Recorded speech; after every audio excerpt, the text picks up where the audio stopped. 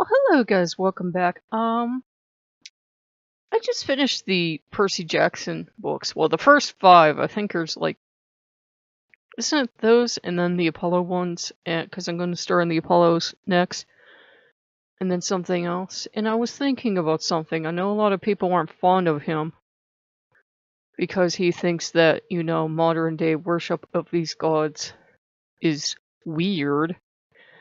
But, it's kind of funny that it took an unbeliever to bring new people to the gods.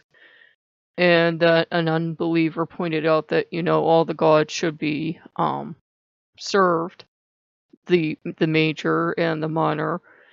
And just, if you can sing some gods that you might love, not put it in the most flattering way, it was an interesting experience. And I work with the Olympian gods, so, with the Greek gods, so it's not like I don't work with these gods and it was just like, yeah, whatever. Yes, I know, to prove you love the Norse gods, you're supposed to hate the Greek gods. I don't agree with that. Loki wouldn't be very proud of me if I did. The Greek gods have been helping out a lot, actually. And there were things Loki told me I would find in the book that I did, and I don't know how he did it, other than he's a god, and he's very pleased with himself. And I'd read those 5 books now, and I had read one of the Egyptian series. I think it's King Chronicles. And so, even though some of you might have read them before me, I decided I would read the books about the Asgardians. And of course, Loki is the bad guy. But I thought, major spoiler alert, Cronus' story arc is understandable. If I was a god and my children replaced me and threw me into Tartarus, I think I would be pretty angry too and come back for revenge. That series was pretty much the Greek stories being retold, so I think the Norse series will be the Norse stories being retold, and let's admit it, Loki does not come out looking or smelling like a rose in that one. It's that whole Ragnarok thing. It's really pesky. It's why so many people think he's the Norse devil. So, I thought that, if I'm going to be halfway intelligent, halfway responsible, I have to look at these books, because I have to know what an unbeliever would think of our god, for one thing. Our gods, because Freyr is one of the main gods, I believe in it. I'm sure Odin and Thor will show up, because I think Thor was on the cover of one of the books, which looks exciting, because he's like my big brother. So, it will be a really interesting, I think, learning experience. And the other set I ordered was the Vote Loki, the Marvel Loki runs for president. So that's gonna be awesome. I would love to see him as president. Yeah, he's, everything a lot of Lokeans hate because they think you're not a real Lokean if you don't hate him. But, our gods can be crafty, and they can be sneaky, and they can be underhanded, and don't think that they won't pull the wool over your eyes even if you serve them. Loki tricks those that he loves most of all. So, that'll be interesting. And I had someone ask me, how do you know, especially, for those of us that serve Loki, and it's a touchy subject, how do we know if Thor or Odin or, maybe in your case another Norse or Germanic or however you call the pantheon in your trad, how would you know they're calling you? Well, usually, if you think they are, they are. I know that's a really unspectacular answer, but they are. Like, if you're noticing a lot of stuff that makes you think of Thor or Odin, or you just feel a pull, I would go with it. They're kind gods. They're civilized gods. I know everybody that doesn't work with them likes to see them, differently, but they're kind gods. They're civilized gods. Thor's the god of the farmers. He's the hero of the common man. I know a lot of people like to present him as not all that bright, but he's actually exceedingly bright. You have to know your stuff, all your science, and think of that, all your agricultural science and that falls under Thor's purveyance. So, there you go. And, he's the guardian of mankind, he's the guardian of Asgard, he's the god of the common people. Odin, too, especially as the Wanderer, loves humans, and he loves reaching out to people. And remember the oath, if you are saluting Odin, and Odin is getting a drink, Loki drinks as well, and it goes in reverse, as Loki has reminded me.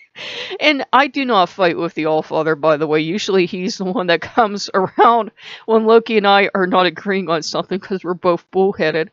And he'll say, neither one of you's going to back down. And I'll say, yeah. And he'll say, well, then do me a favor, back down. And he'll be like, fine, but I'm still right. And he'll be like, oh, gods.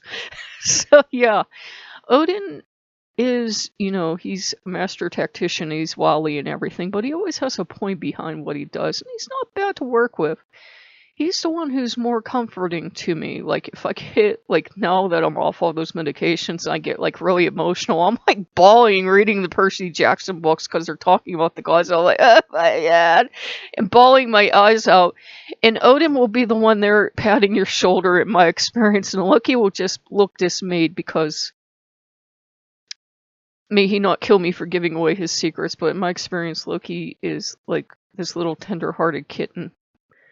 And he has trouble with his emotions, and he has trouble seeing a lot of raw emotion, and he has trouble expressing his emotions sometimes. Sometimes he'll be like, yeah, I love you, whatever. But yeah, he's very guarded. He guards his heart quite well, and if you feel Odin and Thor calling you, you should work with them, because they know him very well. They know all the fronts he puts up, and they know he likes to, protect his heart, which he and I have in common. I like to pretend I don't have emotions and I don't care, but, I know that underneath it all, Loki's very tender-hearted and kind, and he's gonna get me for that. But yeah, most definitely, if you think Thor's calling you, or Odin, or any of the other gods or goddesses, they most definitely are. And there's no, Loki's never put a restriction on me. You can work with them. If you made a Thorsman or Odinsman or what have you, they may not be thrilled when they hear you're a Lokean, because a lot of people distrust us. But remember, some people have given Lokeans a black eye, so you kind of got to take it. Because of a few bad apples, they spoiled the barrel, and everyone else, you just have to be that much better to prove yourself, to prove that you're not the bad guy, that you actually mean well.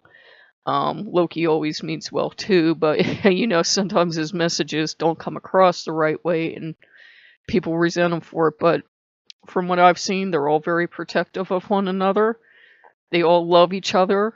God's business is kind of like I've been given to understood, ours to stay out of. So yeah, and Loki himself made sure I worked with Odin. He made sure I worked with Thor, which has been wonderful, because sometimes they're what have kept Loki and I together, because they have level-headed calmness where I tend to fly off the handle, in case nobody ever noticed. But yeah, it's good to work with them. And that whole thing about Thor having temper, now he's like a big puppy dog with cute puppy dog eyes. You would really have to be a bad guy to make Thor mad. He does not get mad at people. He's a real sweetheart. I'm not saying he can't fight and destroy his enemies, but I'm saying that in general he is a big sweetheart, and he loves people, and he loves to party. So does Odin. So, if you guys like what you see, like, comment, subscribe. It's 1 in the morning, so it is Voden's Day. So happy Voden's Day. And, hope this found you guys well, and, want to thank the gods for inspiration, because I was praying for 11th hour inspiration so hard, because I'm like, no, I can't leave you without a video. So see you guys later. Bye-bye.